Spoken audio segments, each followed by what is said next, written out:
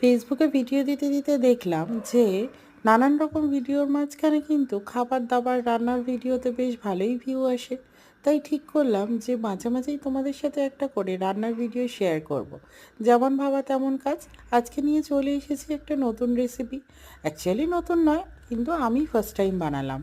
তো নিয়ে নিয়েছি ক্যাপসিকাম, পেঁয়াজ, আর একটু রসুন আদা কুচি, আর তার সাথে কাঁচা লঙ্কা কুচি, আর দেখো নিয়ে নিয়েছি বেশ কিছুটা মাশরুম। মাশরুমটাতে কিন্তু বেশ ভালোই মাটি ধুলো ছিল, ভালো করে কেটে বেছে ধুয়ে নিয়েছি, পরিষ্কার করে নিয়েছি, নিয়ে জল ঝরতে দিয়েছি।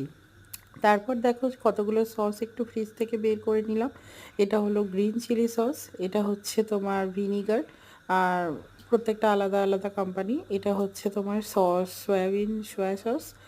আর তারপরে নিয়ে নিলাম হচ্ছে মাস্ট নিট, যেটা হচ্ছে তোমার কিষানের টমেটো সস। নিয়ে এবারে একটা ক্যাপসিকাম, সরি, একটা প্যান নিয়ে নিয়েছি, তার মধ্যে দিয়ে দিলাম রসুন, আর ওই যেটা নিয়েছিলাম কাঁচা লঙ্কা আদার কুচি।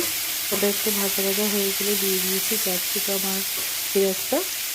সেটাকেও ভালো করে একটু ফ্রাই করে নিলাম, নিয়ে নানান যে সসগুলো ছিল, সয়া সস, টমেটো সস, তারপরে তোমার গ্রিন চিলি সস, একটু অল্প ভিনিগার দিয়ে ভালো করে কিন্তু এটাকে মিক্স করতে হবে।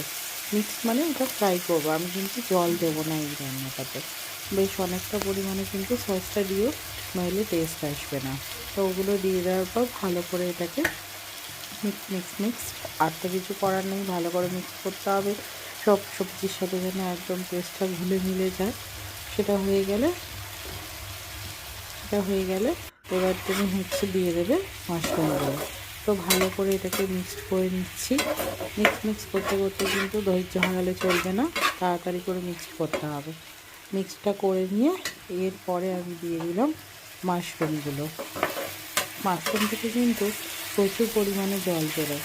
তো এই রান্নাটাতে কোনোভাবেই কিন্তু জল দিও না। তোমরা এখানে কিন্তু ডিম দিয়েও করতে পারো, চিকেন দিয়েও করতে পারো, সবগুলোতেই কিন্তু একই টেস্ট।